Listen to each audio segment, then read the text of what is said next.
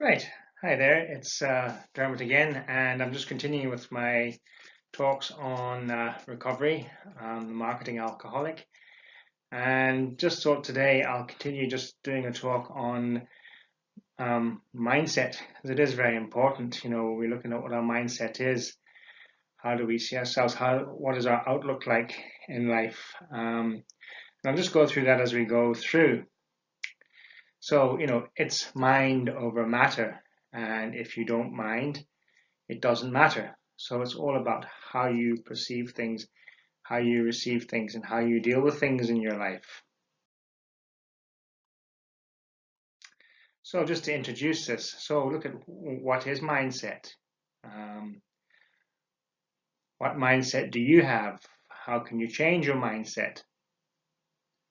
And what are the advantages of a growth mindset compared to a fixed one? And I'll just sum it up then for you after that. So what is mindset? So really, your mind is a lot more powerful than you realize. And I think we all have incredible, we have supercomputers on our shoulders here. Our human mind or human brain is faster than any computer that's been built. And it's amazing what we can process and what we can do, but we utilize very little of our mind because our brains are conditioned and they've been conditioned over life. They've been conditioned over millennia. So we're only using so much.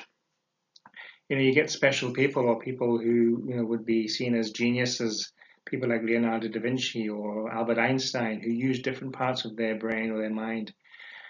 Even people who would have been healers, faith healers, religious people would have used a different set of their mind to do what they do. So our mind has great potential. Have you ever had a situation where, maybe you've been stuck and you have to get out of a tight situation, pinned down or whatever, and you found strength from somewhere you never knew you had, and that's all from your mind. So how you use your mind is up to you and not anyone else. So it's just always to remember that, yes, in life, we are conditioned, but how we think, what we think, is up to us, is ours. So no one can take anything away from us when it comes to our thoughts because they are ours. They're our thoughts and they belong to us. And Viktor Frankl, who was in a concentration camp during the Second World War, so that's the one thing he said that the Nazis couldn't take away from him. They took everything else away, but they couldn't take away his mind. And then make it work for you, not against you. And in a sense, a lot of times we do focus too much on the negative, and so our minds do work against us. But I started to say, well, look, what can I do to make this mind work for me? Get my brain to work for me because it's your brain and it's there to do your bidding. So we have two types of mindset, a fixed mindset and the growth or open mindset. So a fixed mindset is conditioned. What that just means is how it's formed, from growing up from childhood, what what influences you, be it your parents, society, your teachers, brothers and sisters, school, you name it, how we're conditioned. And when we're very young, we just absorb everything. We're just learning machines. We're just taking everything in. And our brains do develop until we're in our mid 20s. We're talking about the mind here. So it's what's conditioned us, and that can be our society, the society we grow up in, our culture, a whole lot of different things can influence us in that way. It's problem focused, and the reason why it's problem focused is again going back, over millennia, over generations. We were designed to look out for risks, look out for danger in life. And so, we've carried that on through generations. Most people are problem focused because they're looking out for danger. I suppose it could be a survival instinct, really. You can only see black and white, so I suppose in a fixed mindset, you don't see either or. It's either that or that. There's no middle or no in between. A negative outlook in life, and again, that goes with being problem focused. If you're problem focused all the time, you will see just negatives, or you'll pick out the negatives and kind of overlook the positives. Rigid thinking, again, like the black and white, just whatever's there is there. There's no left nor right. Closed and not willing to change. And that's, again, the same rigid thinking is not being open or willing to change. So if someone has a different opinion or a different point of view, you won't listen to it, you won't accept it, you just stick with your guns. You know, someone said to you, like, if you believed the world was flat and it said it was round, you'd still know the world is flat, you know, that kind of thing. Opinionated, and again, people who are opinionated, you know, are very close-minded because they're not willing to listen or willing to accept any other thing. So being opinionated is part of being a fixed or a closed mindset. And then very limited, again, just being limited there to your point of view or how you see things. Right, a growth or open mindset is open-minded. So it's open to everything, open to a lot. Solution focused, so you're focusing on a solution to a problem. Yes, the problems can still be there. We have problems in life, but rather than dwelling on the problem, say, well, this is the problem, what can I do about it? What can I do to solve it, to fix it? Being flexible, again, being open-minded, you are flexible. You know, it's a bit like a branch in the wind will bend backwards and forwards, it won't snap. You know, if it's fixed, it'll snap. So, you know, we're able to absorb and take on board and deal with things as we go along.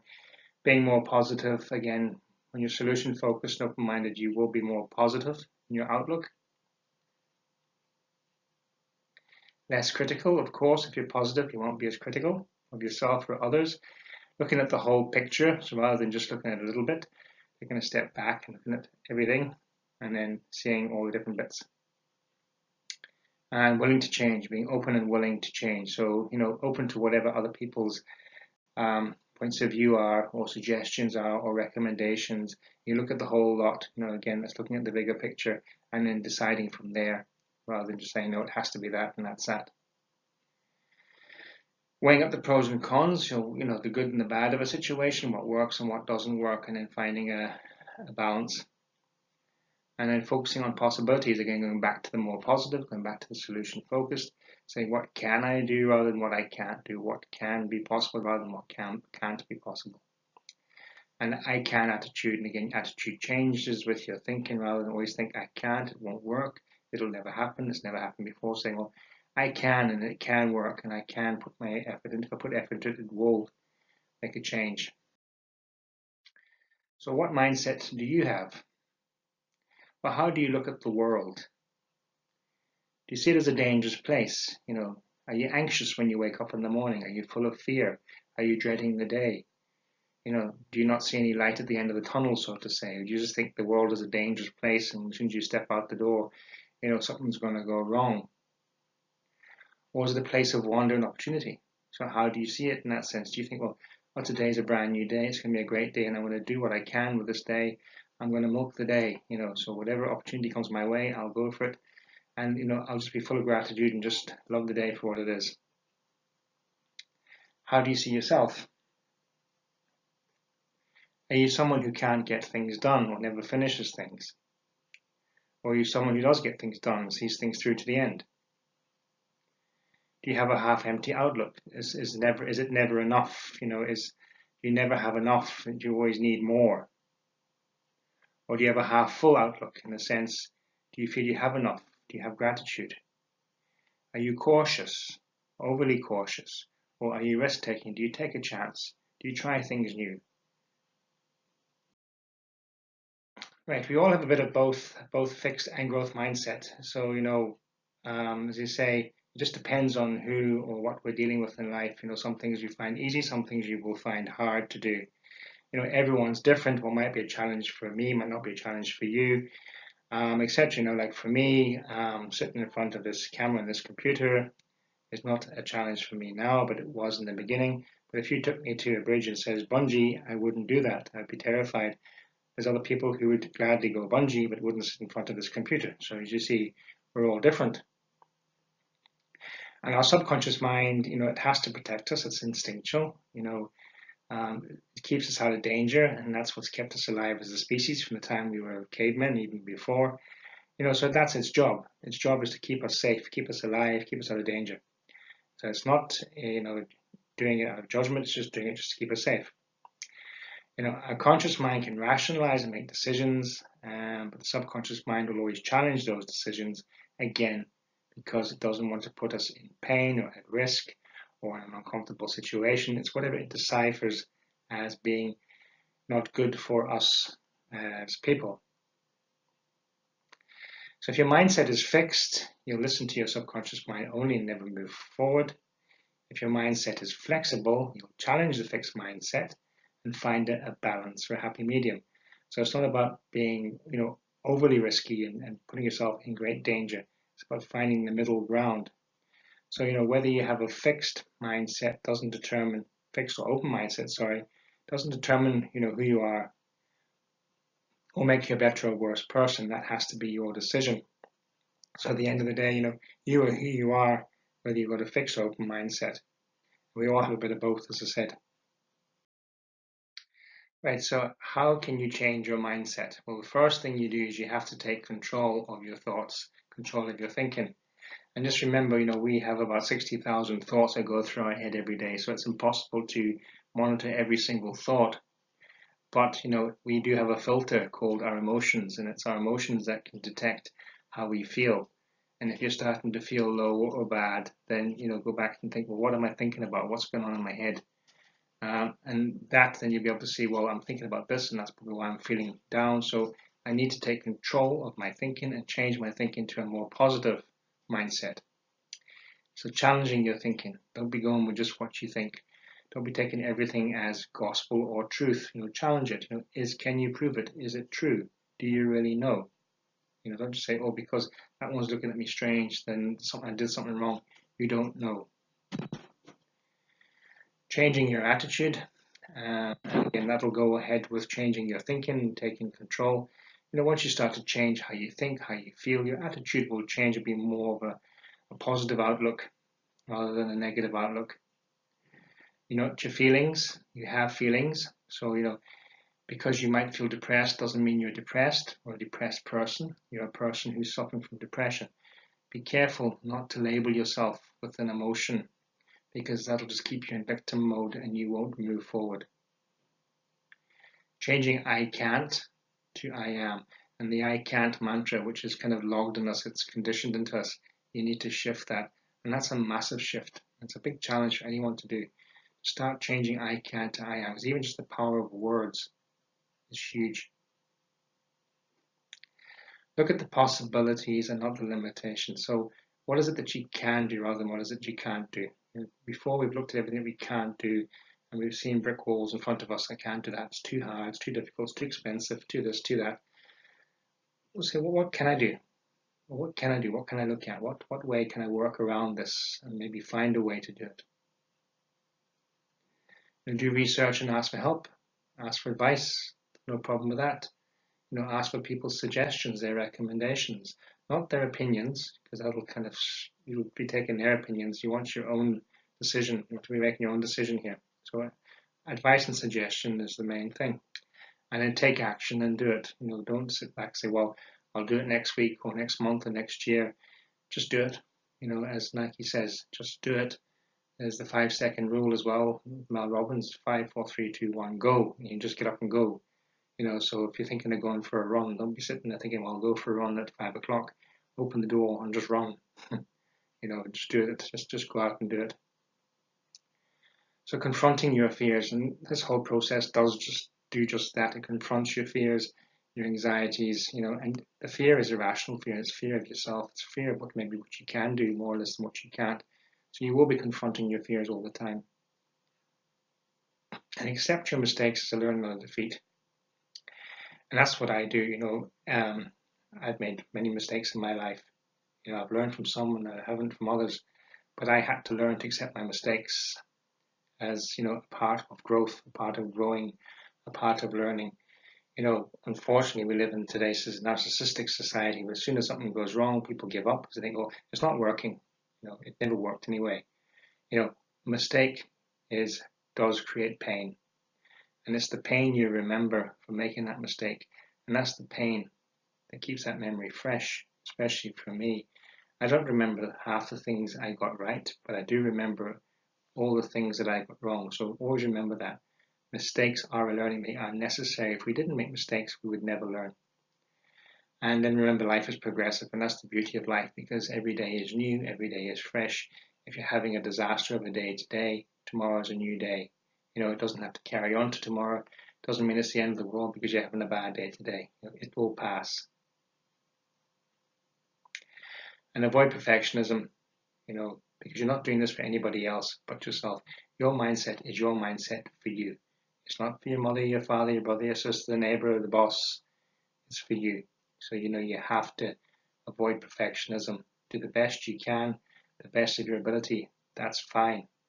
Don't put yourself under overload or overwhelm or stress trying to get it 120%, because that's always for somebody else. And then you're putting out expectations. Just do it for you. And avoid making comparisons. Comparisons are the thief of joy. I talk about this. You look at Facebook, for example, and you have all these profile pictures of people standing in front of Ferraris and mansions. Sure, anybody can take a smartphone and take a selfie of themselves standing in front of a fancy sports car. That doesn't necessarily mean that they own it. But don't be playing yourself down thinking, oh God, I'll never be as good as them. I'll never be as wealthy as them. I'll never be as successful as them. That's all superficial crap. How do you know that they're happy? How do you know that they don't have shit in their lives? You don't. So you can't compare yourself against anybody, either up or down, because everybody has problems in life. Everybody has stuff they have to deal with. Doesn't matter how rich or how much material stuff they have or not. We all have, our issues to deal with. So you cannot afford to compare with anybody. Look at yourself and what you're doing, where you're at. That's where you're meant to be.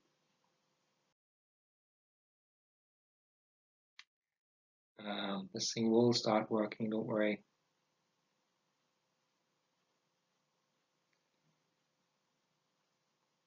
Right, what are the advantages of a growth mindset compared to a fixed one? Got there eventually. Well, with a growth mindset or an open mindset, you have freedom to decide and choose.